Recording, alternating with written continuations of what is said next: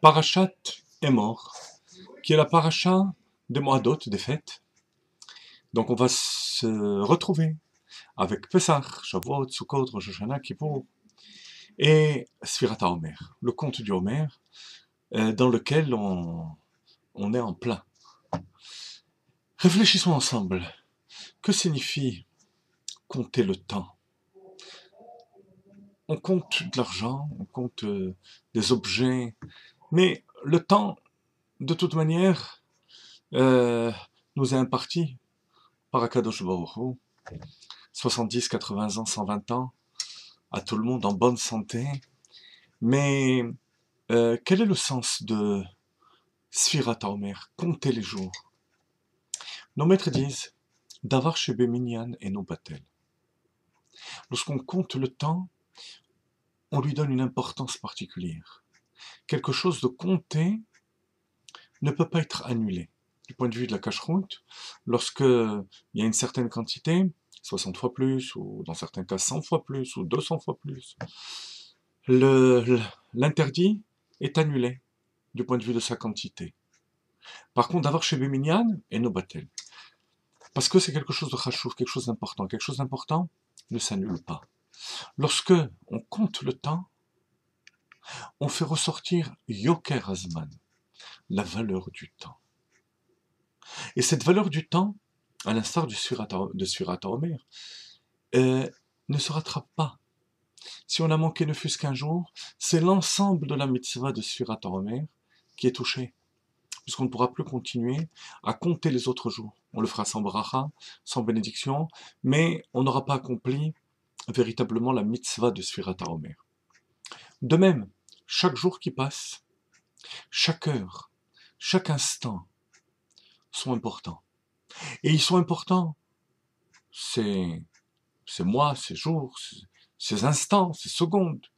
Pas seulement pour la seconde elle-même, mais pour l'ensemble de notre mission sur Terre. L'ensemble de nos années passées ici-bas. Voilà de quelle manière il faut voir la notion de temps.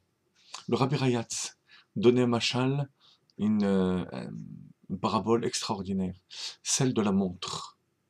La montre.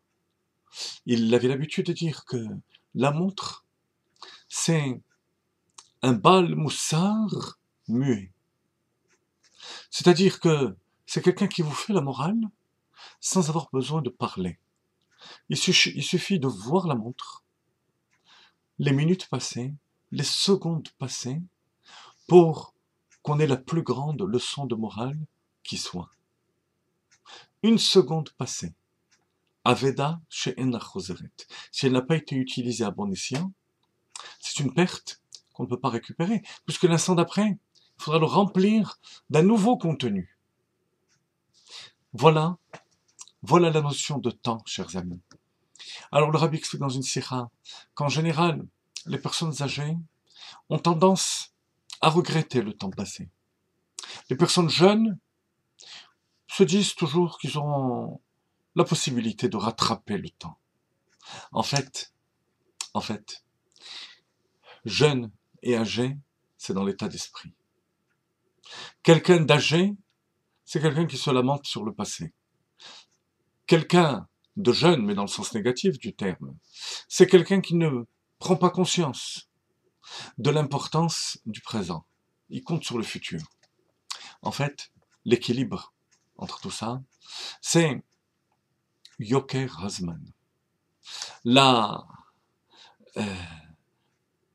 L'importance extrême de chaque instant.